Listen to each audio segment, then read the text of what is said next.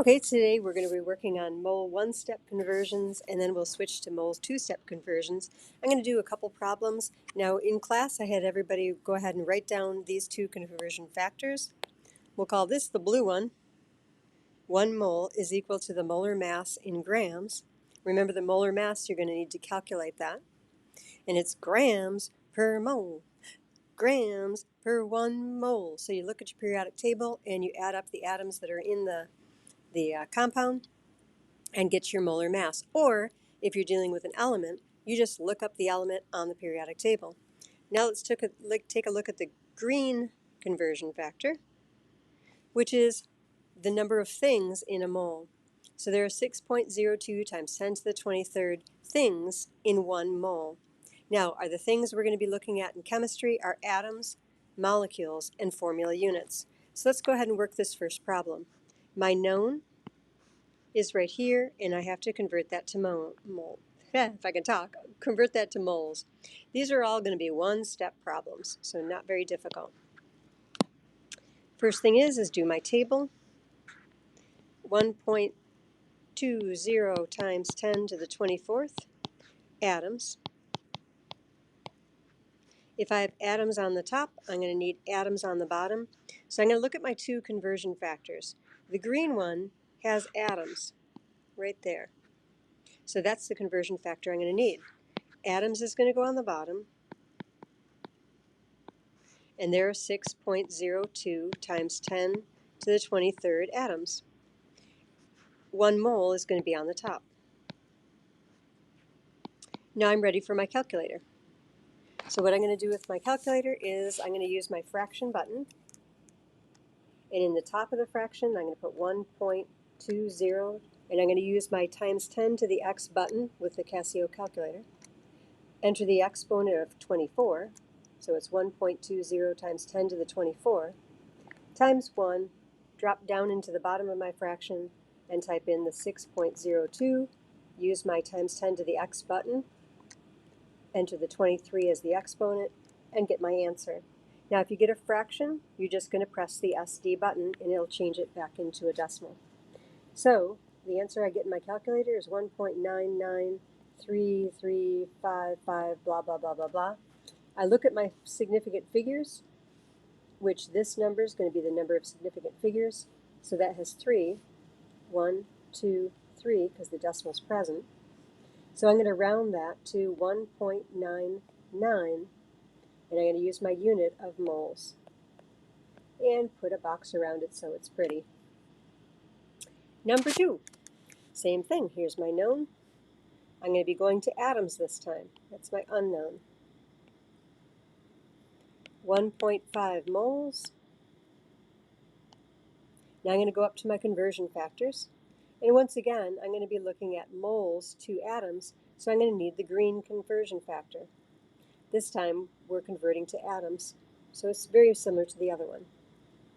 So I've got mole on the top, so I'm going to need mole on the bottom this time. 1 mole is 6.02 times 10 to the 23rd. In this case, it's going to be atoms. Those are the things that we're counting. Put it in my calculator, and you can use the fraction button or not for this one. So it's going to be 1.5 times 6.02 times 10 to the 23rd. And that's going to give my calculator answer of 9.03 times 10 to the 23rd. I'm going to check my significant figures. That has 2 significant figures, so I need 2 in my answer. So here's my first number, there's my second number, and followed by a 3, which means that the 0 is going to stay the same. So my final answer is going to be 9.0 times 10 to the 23rd, and now I need my unit, atoms. Put a box around it to make it pretty. Next problem. Here's my known, here's my unknown. You can see that this just becomes a plug and chug, fill in the conversion factors so that your units are canceling off, which is why it's called factor label. 23. And this time it's molecules, so I abbreviate that MOLOC or EC. Now I've got molecules on the bottom. I'm going to take a peek at my conversion factor. Here's molecules. So I'm going to need 6.02 times 10 to the 23rd molecules per mole.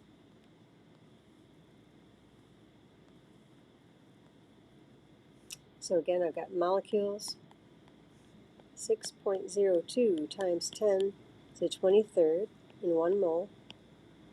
We're ready for my calculator. Use my fraction button. 4.15 times 10 to the 23rd.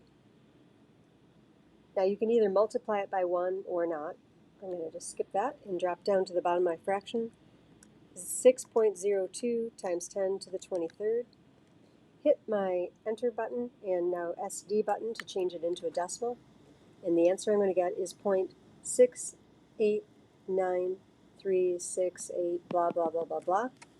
I need my significant figures. I'm going to look at my known. 1, 2, 3, 3 significant figures. So I'm going to round my answer to 3 significant figures. Here's my first one, because decimal's present. Second one, third one, followed by a 3, so that 9 is going to stay the same. 0.689 moles is my answer. Last one we'll do on this page. Again, here's my known. I'm going to be converting that to molecules, which is my unknown. 2.25 moles. 5 moles on the top. I need moles on the bottom. I'm going to molecules. So 1 mole is equal to 6.02 times 10 to the 23rd molecules. Now I've got molecules, so I'm ready for the calculator. 2.25 times 6.02 times 10 to the 23rd equals, and I get 1.3545 times 10 to the 24th. Look at my significant figures. I need 3 of them. 1, 2, 3. So here's my first one, second one, third one, followed by a 4. So this 5 the 5 is going to stay the same. It's not going to round up. So my final answer will be 1.35 times 10 to the 24th molecules. So those are examples of one-step problems.